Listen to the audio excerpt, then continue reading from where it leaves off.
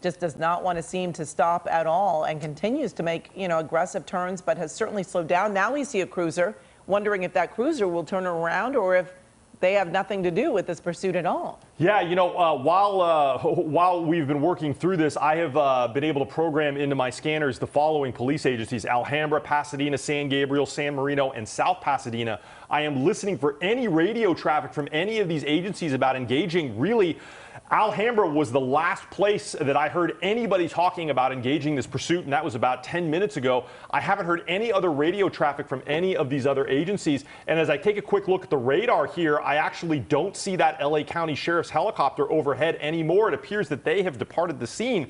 So once again, Amy, we are in a weird position where there is really no law enforcement behind this vehicle. And now, unfortunately, they're going into a parking structure. This is going to make it virtually impossible to track them. SkyCal is going to try and watch all of the exits here, but this is one place that if this driver dumps this vehicle, we may not be able to see them come out. Yeah, this is always a tricky situation. And, in fact, that might have been, there's a truck. It pulled back out, which is a little surprising. You see some people standing out in this parking lot. They seem to be aware of what's going on, which is a little surprising. Oh, let's see if he's going to get out, Mark. They're not seeing police cars, so I wonder why they know that he's out here unless they were watching TV and then ran out to see where he was going. But we also don't know if this driver is shouting things out the window, or perhaps these were just pedestrians noticing a vehicle driving by them at probably faster than safer speeds in a parking lot. But certainly I thought when he went into that parking structure, that was going to be an attempt to get out, dump the vehicle, and evade. But looks like he's back on the road again, which is such a strange turn of events. Not sure what is going on in the mind of this driver. They continue to drive recklessly sometimes, and other times we saw just a few minutes ago this driver stopped at a stop sign for a pedestrian to very slowly walk across the front of the car.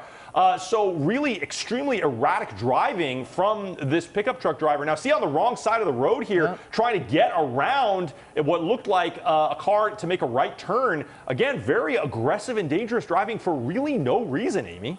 It is so strange, and at this point there are no police cars behind it, and he's picked up speed as if he's being pursued right there, and when we know that it's just the helicopter. And certainly he had a great opportunity to stay in that parking structure and walk out calmly and peacefully. Could have blended in with the folks that were standing there looking at the truck. I still don't understand how they knew that something was going on, but as you mentioned, it might have just been that they were surprised that someone was going through the area so quickly. But certainly, again, we're watching as he's running through stop signs. Still don't see a cruiser. As we get a wider shot from SkyCal, there is no one on the heels of this car.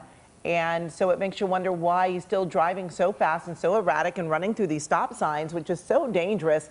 I mean, we're still 12:20 on a Tuesday afternoon. Plenty of folks are out running errands, grabbing a little lunch, and have no idea that this truck is going to come barreling through an intersection without stopping because they don't hear the sirens. They don't see the flashing lights. And here he is again, Mark, just stopping at the stop sign.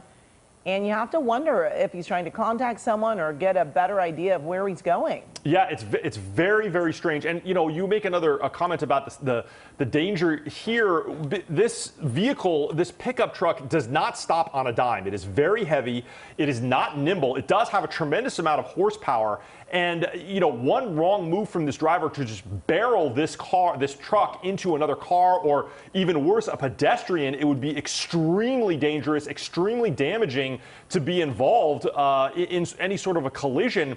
And certainly there's got to be an amount of fatigue that this driver is going through, driving erratically and with high speed, hard on the brakes, going around other cars. It actually becomes exhausting after a certain amount of time. This is not a normal way to drive a vehicle. So the longer that this driver continues to act so aggressively, the more they're just naturally going to be fatigued by it. And that's unfortunately when they're going to make a mistake. And that's when a collision is going to occur and someone's going to get injured.